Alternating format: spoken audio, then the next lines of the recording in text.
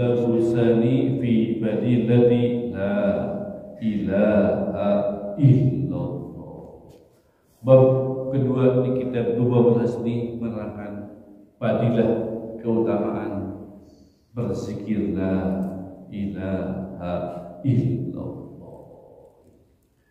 Kanjeng Nabi Muhammad sallallahu alaihi wasallam bersabda, qala Nabi sallallahu alaihi wasallam, afdalu dzikri la ilaha illallah.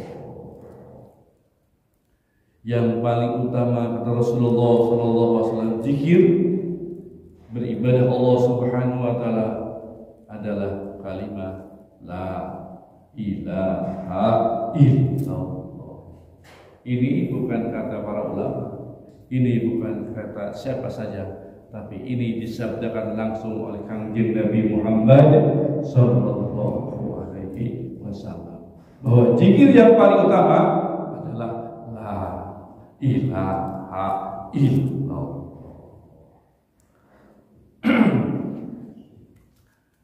Kemudian Rasulullah SAW bersabda, siapa saja yang membaca berzikir la ilaha illallah secara ikhlas, murni, hanya ingin meraih ridha Allah Subhanahu wa taala, nanti akan dimasukkan, telah masuk surga Allah.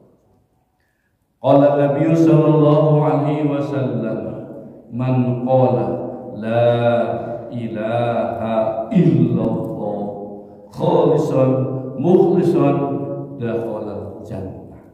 Siapa saja yang berzikir kalimat dengan kalimat la ilaha illallah khalisan secara murni dan ikhlas, hanya ingin meraih, mencita-citakan, hanya ingin Allah Subhanahu wa taala, tidak ada ujub, tidak ada riya, dakhala jannah, dia akan dimasukkan ke dalam surga Allah Subhanahu wa taala.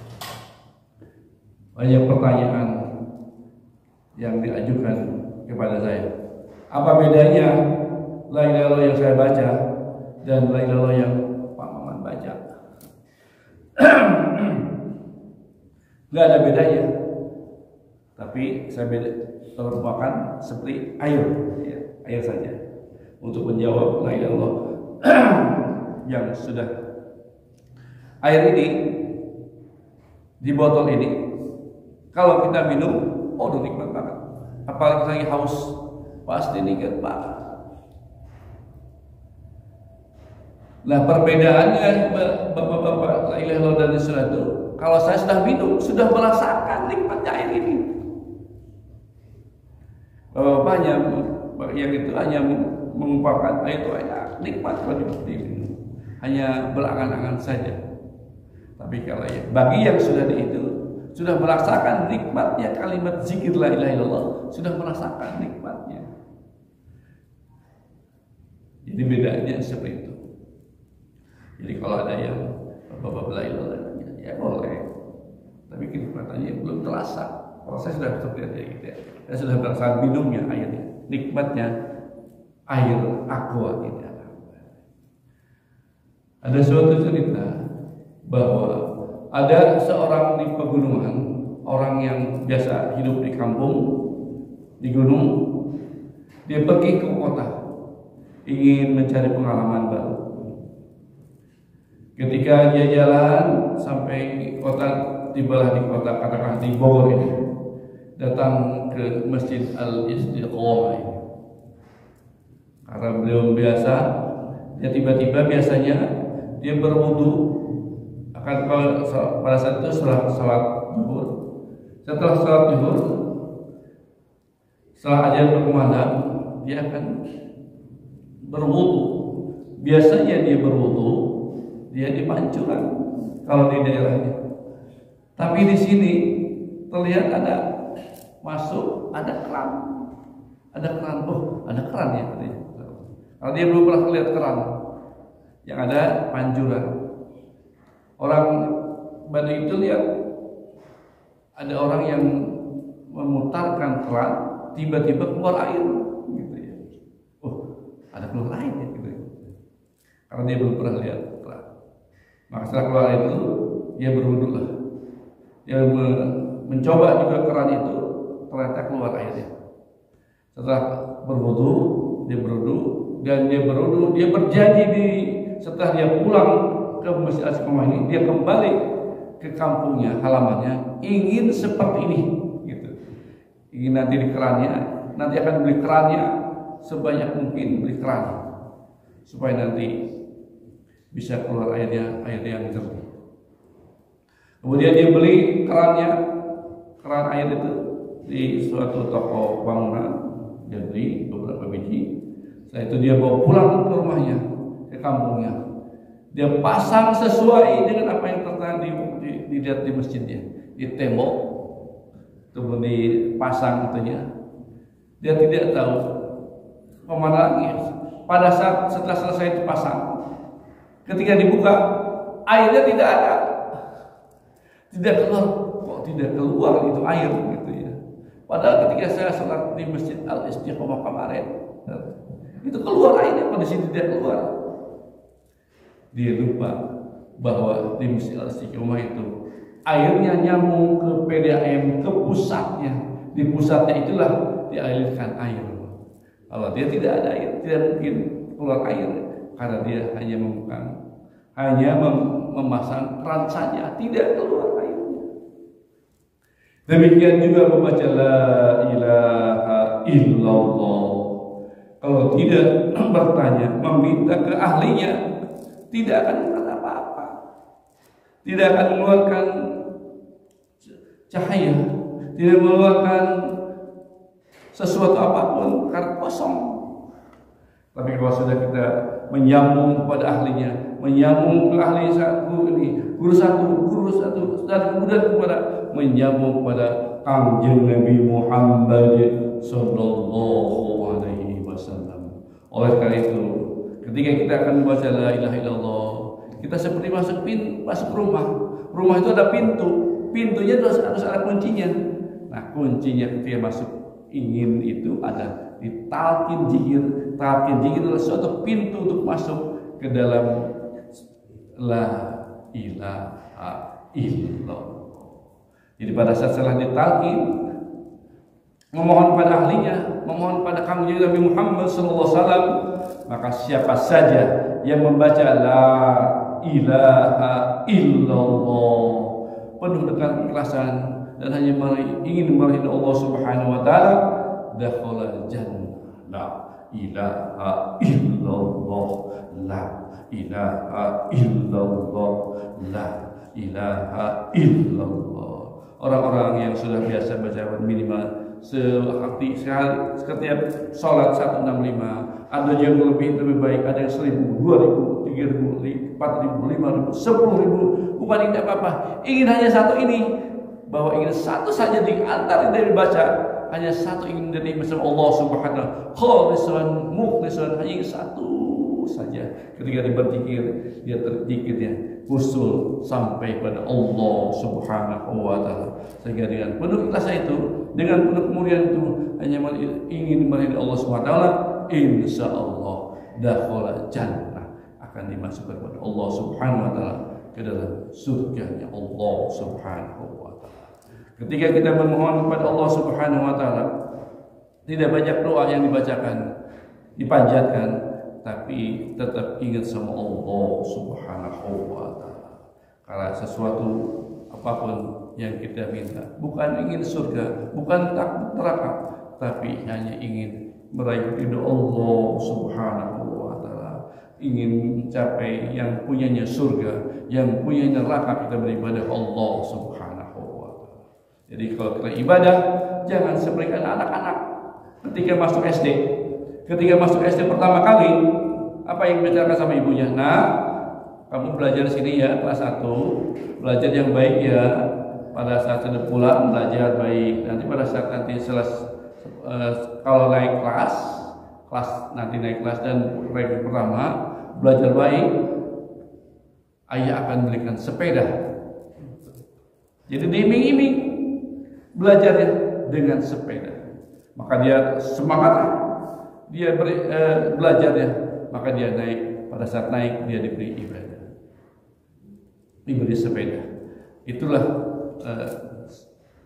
pekerjaan seorang anak-anak. Kalau kita demikian juga ibadah, kalau kita mengharap surga, takut neraka, diiming-iming, tidak beda jauhnya dengan kita seperti anak-anak.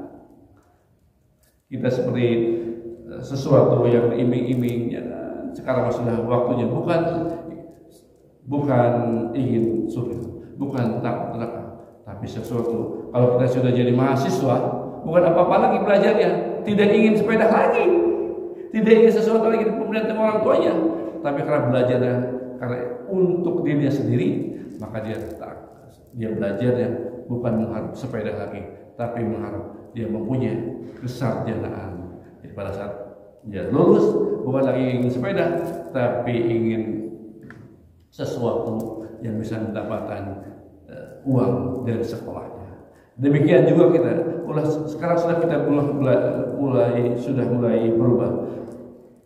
Amalan kita bukan ingin takut neraka, tapi juga ingin mengenai neraka, tapi kita sudah berubah. Kita ibadah kita hanya ingin meraih ridho Allah Subhanahu wa taala. Majlis ini dimulai dengan ilahi anta maksudi, wallahu a'lam. Niat ikhlas, niat hanya Engkau yang maksud. Ya Allah, Engkau yang maksud, keridhaan-Mu yang kami cari. Jadi pengajian ini bukan mencari pahala, tapi mencari ridho Allah Subhanahu wa taala. Jadi demikian juga kita berzikir la ilaha illallah sebanyak apapun, kalau tidak tersambung ahlinya kepada Kanjeng Nabi Muhammad sallallahu alaihi wasallam, akan ada sia-sia. Jadi ibadah kita, jadi setiap sesuatu amalan itu harus ada yang diberikan. Kalau dalam bahasa kita, bahwa kita harus diijazahkan. Semua amalan kita itu diijazahkan oleh seorang yang sudah ahlinya. Itu ahlinya itu Kanjeng Nabi Muhammad sallallahu alaihi wasallam. Jadi Rasulullah SAW, siapa saja yang membaca la ilaha illallah penuh keikhlasan, kemuliaan hanya meridai Allah SWT, dakhala jannah. Kita akan dimasukkan ke dalam surganya yang punya Allah Subhanahu wa taala. Kemudian Rasulullah SAW melanjutkan sabdanya. Qala Nabi sallallahu alaihi wasallam, man kana awwalu kalamihi la ilaha illallah wa akhiru kalamihi la ilaha illallah wa amila alfa sayi'atin in asha alfa sanatin la yas'aluhu Allahu an zambin wahidin. Rasulullah SAW memberikan informasi kepada kita bahwa beliau bersabda, siapa saja orangnya, siapa saja, barang siapa atau siapa saja yang mengawali kalimahnya, kalamnya, perkataannya dengan kalimat la ilaha illallah, kemudian dilanjutkan wa akhiri kalamihi, dan mengakhiri kalamnya, perkataannya dengan la ilaha illallah. Kemudian dia wa amila alfa sayi'atin, dia melakukan 1000 keburukan, kejelekan, in asya alfa sanatin, dan dia dihidupkan selama 1000 tahun. Nah, gitu ya. Jadi kalau dia membaca awalnya la ilaha illallah, mengakhiri kalimat la ilaha illallah, tapi dia melakukan 1000 kejelekan, dia hidup 1000 tahun dan kemudian dihidupkan oleh Allah Subhanahu wa taala 1000 tahun. Rasulullah SAW yas'aluhu an dzambin wahidin, Allah tidak akan menanyakan satu saja dosa yang telah dilakukannya. Karena kenapa? Karena mengawalinya dengan kalimat la ilaha illallah dan mengakhirinya dengan kalimat la ilaha illallah.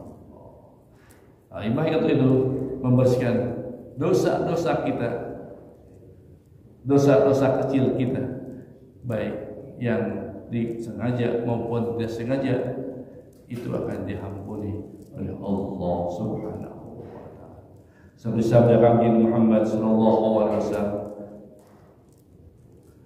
qala Nabi sallallahu alaihi wasallam, man qala la ilaha illallah min ghairi ujubin tara biha ta'irun tahta arsy yusabbihu mal muhsinin ila yaumil qiyamah wa yuktabu lahu sawabuhu.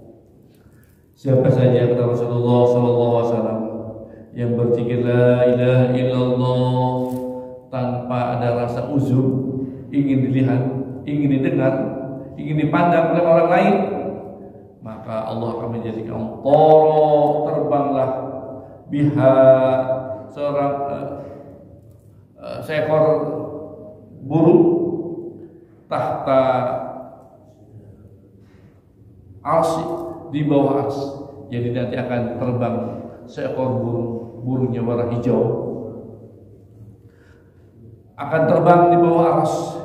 Yusabbihu, dia selalu bertasbih, melakukan tasbih, mal muhsinin, bersama orang yang bertasbih di bawah arsy itu, ila yaumil qiyamah, sampai dengan hari kiamat. Wa yaktubalahu sawabahu, dan tasbihnya yang dibacakan itu untuk pahala dan ganjarannya untuk yang membaca kalimat la ilaha illallah. Maka oleh sebab itu perbanyaklah membaca, berzikir la ilaha illallah. Kemudian Rasulullah sallallahu alaihi wasallam bersabda kembali di sabda yang lain bahwa siapa saja yang membaca berzikir satu kali la ilaha illallah, maka dia akan diampuni dosanya, walaupun dosanya sebanyak buih di lautan. Sabda Kanjeng Nabi Muhammad sallallahu alaihi wasallam, qala Nabi sallallahu alaihi wasallam, man qala la ilaha illallah, ditutup dengan Muhammadur Rasulullah marratan, sekali saja, ghufira lahu dzunubuhu wa in kanas wa misla zabarin bahr. Siapa saja yang membaca berzikir la ilaha illallah Muhammadur Rasulullah satu kali saja, jangan banyak-banyak, maka Allah Subhanahu wa taala akan mengampuni baginya dosanya, walaupun dosanya sebanyak buih di lautan. Jadi makanya kalau kita berzikir bukan ingin banyaknya, tapi satu saja, gitu, satu saja yang diterima Allah Subhanahu wa taala. Makanya jangan sebanyak-banyaknya, ada yang 165 misalnya satu illallah, la ilaha illallah, hanya ingin satu saja sebetulnya yang diterima Allah Subhanahu wa taala. Kalau satu diterima oleh Allah Subhanahu wa taala, maka kita akan diampuni dosanya, walaupun dosa-dosa kita, dosa-dosa kecil kita seperti buih di lautan. Kalau kita hitung buih lautan seluruh dunia, tidak akan bisa hitung berapa buih lautan. Oleh sebab itu Rasulullah SAW terus berzikir la ilaha illallah. Karena sifat dengan membaca la ilaha illallah, sifat-sifat jelek kita, sifat-sifat yang ada di kalbu kita, penyakit-penyakit hati akan sirna, akan hilang dengan sendirinya. Tapi bagaimana kalau ada berzikir tapi suka ngomongnya aja, masalah. Ada yang menjelek-jelekan saja zikirnya adalah ilmu, tapi menjelek-jelekan apa sih kan gitu? Ada yang jelekan. Mungkin itu zikirnya belum sampai pada Allah Subhanahu. Maka suatu orang yang selalu berzikir, selalu berdoakan, tidak lihat siapa saja, tidak lihat orang saja, semua doa didoakan. Pada saat ketemu pedagang, dia berdoa mudah-mudahan dagangnya laku. Ketika melihat orang mengendarai mobil, supir, dia berdoa, mudah-mudahan Allah Subhanahu wa taala memberikan penumpang yang banyak, rezeki yang banyak. Dan siapa saja orang yang selalu mendoakan yang terbaik pada orang lain. Karena kenapa? Karena itu pengaruh zikir. Tidak ada di hatinya menjelek-jelekan orang lain, membuli orang lain, menghina orang lain, mengata-katain orang lain. Masya Allah. Kalau seperti itu, ya Allah, zikirnya tidak belum apa. Oleh karena itu, mudah-mudahan terus saja kita berzikir. Mudah-mudahan kita dibersihkan hati dan kolbu kita supaya bersih sebersih embun dan seputih kapas. Kemudian Rasulullah SAW bersabda di sabda terakhir bahwa siapa saja yang nanti berkunjung atau berziarah ke kuburan sekarang, kemudian membaca La ilaha illallah wahdahu la syarika lahul mulku wa lahul hamdu yuhyi wa yumitu wa huwa hayyun la yamutu biyadil khair wa huwa ala kulli syai'in qadir.